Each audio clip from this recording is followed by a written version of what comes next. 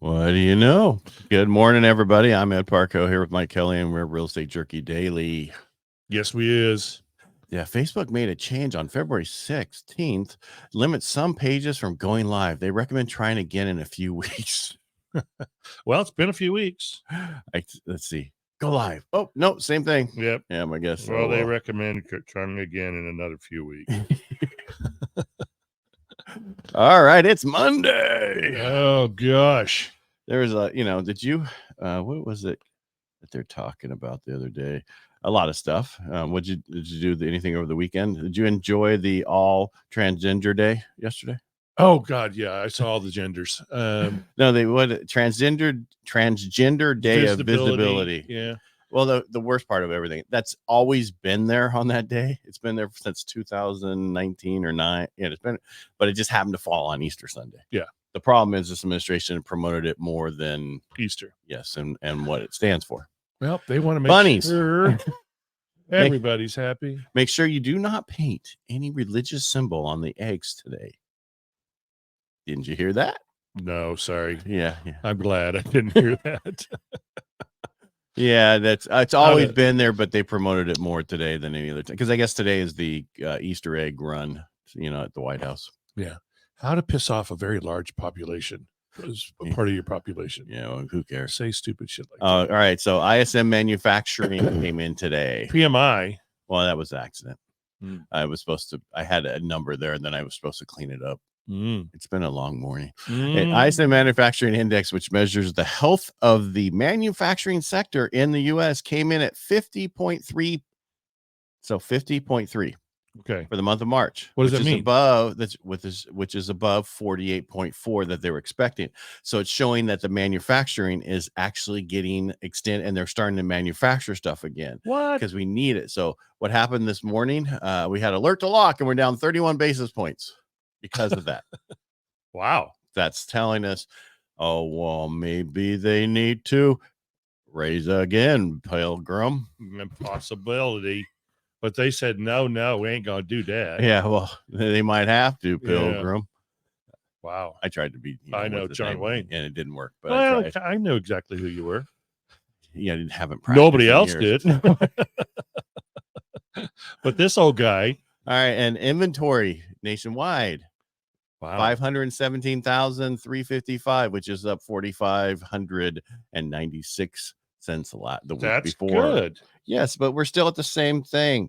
We haven't, it's still way below what our normal is, but it's higher. It's 24% higher than we were last year at this time, which means great. We can go get more people in their properties. Yes. But we don't have that same problem here. We don't. That's not a problem. What I mean is we don't have that inventory, that luxury of the that massive inventory problem. Yeah. Now we get back from Vegas in our convention, and that's still the lead topic. Man, I wonder when we're going to get more inventory. It's not going to happen until we build it. It's not. It doesn't happen through life events. And in the one of the issues that I ran into, well, I mean, not I ran into, but everybody runs into. Yep. Annual earnings to afford to meet. Don't click that thing because I can't spell to afford. Median price home of $402,343. Right. Okay. So this is in order to buy the current median home price of $402,243. January of 2020, you need $75,999. Versus today, you need $110,871. Okay, that's just a $400,000 house. That's a huge jump too. 46%. Yeah, man. So if you look at also and I've been talking all day, as you can tell. January 2020, right, is what we're talking about. Right. But also they were looking at it to have a 6-figure salary or more, right, to afford a home in the state in January of I think it's January of 2020. There was only 6 states you had to work. Now it's 23 states have the same problem. You following me here? Yes. So you can't run to a different state. Missouri is the only place you can run to get a lower price home. You know why they call it Missouri? Yeah, because misery exactly loves company. Median sales price of January of 2021 was $307,400. February of 2024, that's $384,500. So that's up 25% also. Here, let me just, in case you didn't hear me. There you go. Oh, I heard. I even so let's go rent. Pictured it in my head. Yeah, let's go rent, because that's so much cheaper to go rent. Well, rents, are they going up again? National average month rent for January 2021 was $1,639, and now it's $1,981. So it's cheaper to stay renting. What I mean, so if you would have bought in January 2021, your payment was probably $1,800. It'd still be $1,800. Right. And again, we're talking about a 300. Yeah, we're talking about a $380,000 home back then, which the payment was probably $2,200. What amazing what inflation will do. Oh, are we in an inflationary period? No, not at all. Not it's at actually all. perfect. Yeah. Did you hear? We're doing the work. We're doing the work. Right. See, last week we talked about NAR reached out to VA to say, hey, can you make some changes? Because we messed up. They didn't say we messed up, but basically right now vets can't pay for it, right? Pay for the buyer side commission at all unless you put it under closing costs. Well, they also reached NAR and MBA, the Mortgage Banker Association, reached out to, where did I move that to? I don't know, but they did the same thing. They're checking with FHA, Fannie Mae, GSEs, all of them to make sure there's not going to be a problem also. Because it goes in under the max that you can charge. Contribute. Yeah, exactly.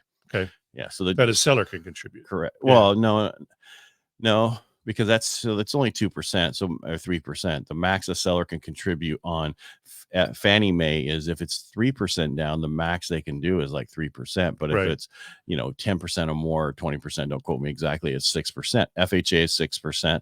VA is almost 8%. You can always put in there, but it's just too much. Yeah. It's just figuring out how to pay the buyer's agent because the buyer doesn't have the extra funds. Correct. Yeah. All right. Well, one of the other things, there's a new lawsuit out there. Oh, thank God. Not a class action. What? The newest lawsuit is not a class action. Are they just suing Fred? No, it's an attorney who is suing. Okay. Who's he suing? He's suing the where'd it go? He's suing National Association of Real Estate Agents. Okay. It's NAR.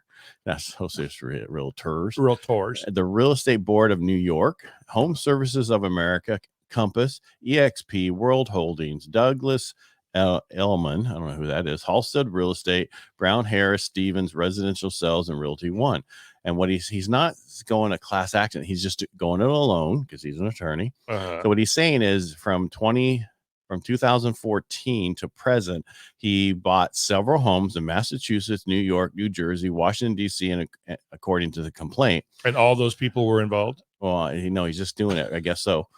He claims he found the properties on his own versus searches on Zillow and Easy Street. Okay. I live on Easy Street. But when he expressed interest in submitting offers, listing agents refused to engage because he was not represented. He was an unrepresented buyer. He's saying I can't represent myself. He's a freaking attorney. Attorneys can go take the test. Yes. They don't have to do anything. Just go take the damn test. You're lazy. And make money on it yourself. Yeah. But basically what he's saying is everybody told him, the buyer side, that, hey, you don't pay for us. But at the end, it basically, you look at the numbers and they get paid out of the whole thing. And he actually did pay for it because of the price. Huh?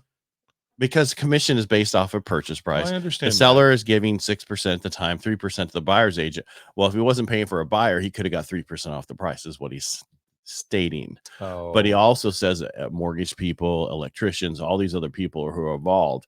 So bottom line is he's suing them because he couldn't represent himself, and he thinks he paid too much because of that. He could have represented himself. I know he just had to, but he would have had a license in all those states and sit for it. He wouldn't have even needed a license. He could have represented himself as an attorney. You can't pay him because the commission goes to the broker. Right, but they could have technically taken it out. The listing agent said, but guess what? Commission has nothing to do. Here's my biggest bitch. Commission has nothing to do with market value. You still have competition because you were offering commission to the buyer's agent, which gets more people looking at your property, which raises the price. The commission isn't what's raising the price; it's competition, and he's never going to get that 3% off. Well, And he shouldn't. So, long story short, he's claiming the agents and brokers he worked with falsely advertised that they would represent him for free as the buyer, when reality is they got paid. No, they did represent him for free. Didn't cost him a dime. But that's not how he's looking at it. I know. It's back in the day when we used to do all this direct mail, and I was guilty of it. And we would, on VA, we were saying you could skip 2 payments, when reality you didn't skip them, you added it to the loan. Right. So there's many times when I did all that marketing, I would get a letter from the DRE saying whatever exactly, cease and desist. Thank you. And then I would just make a quick change to it and keep going, because it helped me make it better. Right. And I'm the guy that came up with don't write a check for 2 months. Oh, and then everybody stole that. I did so much direct mail back in the 90s that I was the direct mail king in Southern California. I did so much of it that, and everybody would steal my pieces. And I'm not bragging, but how I knew this is I'd put terms in there that weren't real terms, and the next thing you know, you see it on everybody else's piece. They just cut and paste. Exactly, because you only got to change 15% technically. The face. And we pushed the envelope back then. Yeah, and everybody's like, "Well, I gotta get this approved." Just tell them when they send you a letter, you need to make changes. Okay, I'll make changes. Yeah, we're there. It's better to ask forgiveness than permission. Yes, cut that tree down. All right, so there wasn't a ton of news today. The other thing that came out on Friday, which was Good Friday. Was it good? Every Friday's good. Yeah. That the Biden administration announces regulation to boost sales electric or zero emission heavy vehicles. Right. So did you hear about that? So they want to get rid of all the diesel pushers. EPA projects 25% of new long haul trucks and 40% of medium sized trucks could be non-polluting by 2032. Not could be, are being forced to be. And they have to do like 15,000, or I forget the exact number of. Guess how much your food's going to cost now. Yeah, they have 15,000 of the charging stations in a year for the next so many years. Yeah. Are they hooked up to diesel generators? Yes, they are. I'm sure they are. Bunch of morons. You're forcing this again. Well, the problem is those big rig diesels, 170 miles. Yeah. So guess what? Everything's going to slow down. Everything's going to slow down. They're going to be charging all the time. Shipping overnight, not happening. Wait till they make the planes have to be electric. Oh, we can only fly 100 miles. Charge. No more going to Hawaii. What do you mean our wings have solar panels on them? Well, did you see that in Texas? 1,000 acres of solar panels were destroyed by hail. No way. The hail, you say? That's right. Wow. Yep. Destroy. Yep. Well, you know what they need to do? They need to put a cover on there. Yeah. Automatic covers come up when the hail starts. Give me a break. God. That's the problem with all this stuff. Or if a hailstorm coming in, turn them up like this.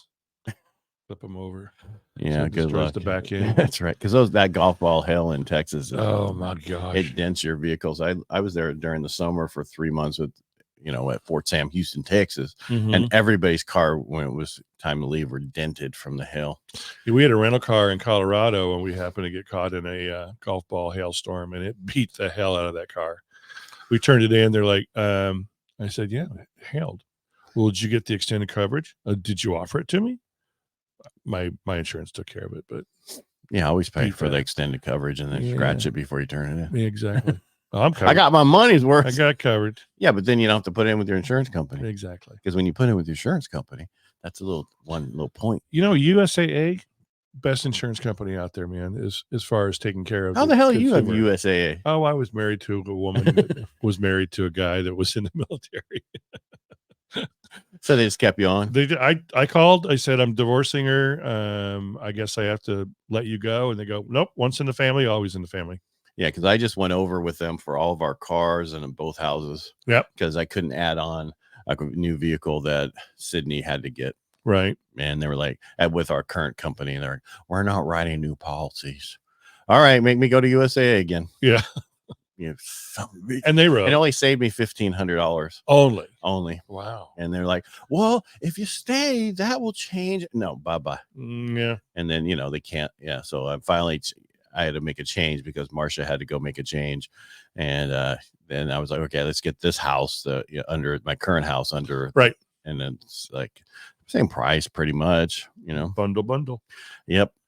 And it's just easy. Everybody's like, well, they're not the best company. What? Yeah, I haven't had a problem with them. Their customer service is amazing. It's absolutely amazing. All right. Well, you got anything else? No, I didn't research anything. I kind of just chilled. Good for you. Yeah. I was at the cabin all weekend in the snow. That someone said there was no snow up there last week. There wasn't last week, but I guess on Friday you said there was no snow up there. Well, I said when I went up there Monday, there was no snow. And that is a true statement. Actually, you didn't say that. You said there's no snow up there. And then you said, when I was up there on Monday, I didn't see any. Yeah, there was none. Yeah. So I sent you on Friday, which you didn't see, I take it. I guess it does. The text don't get into your current bar. You just have me blocked. Nope. So I had one of my clients who blocked. So if you ever have a client who says, I don't get your, you call them and automatically goes to voicemail or whatever, especially older clients. When they increase the screen size, they always accidentally, when they scroll up, hit the block. Oh. So if they're not, so I would tell you to talk anybody that you're talking to that can't get in. I didn't block you. I didn't block. Just have them scroll up on your name, go into info and down at the bottom where it says block. She came in. I'm like, let me see your phone. And I unblocked me. Guess what? She gets my calls and texts now. Wow. Shocking. And then I want to remind everybody, this is actually came out in the Rotary Times today. Boom. Yes, we need get it out there. If you're a veteran, first responder, please sign up. This is for you. You don't have to walk. You can just come here for the great keynote speakers and food. And then if you feel like it, do the walk. But don't force yourself like you have April 12th and 13th. That's correct. So just plan on one of those 2 days, whatever works for you. Just go in there and tell us what it is, and we'll get you signed up. But we need you to get you signed up because we're running out of spaces. Good. Glad we are. All right, everybody, make it a great day. Thanks for being here, Mike. Out. And we'll be back tomorrow. Thanks for being here. All right. Bye. Bye.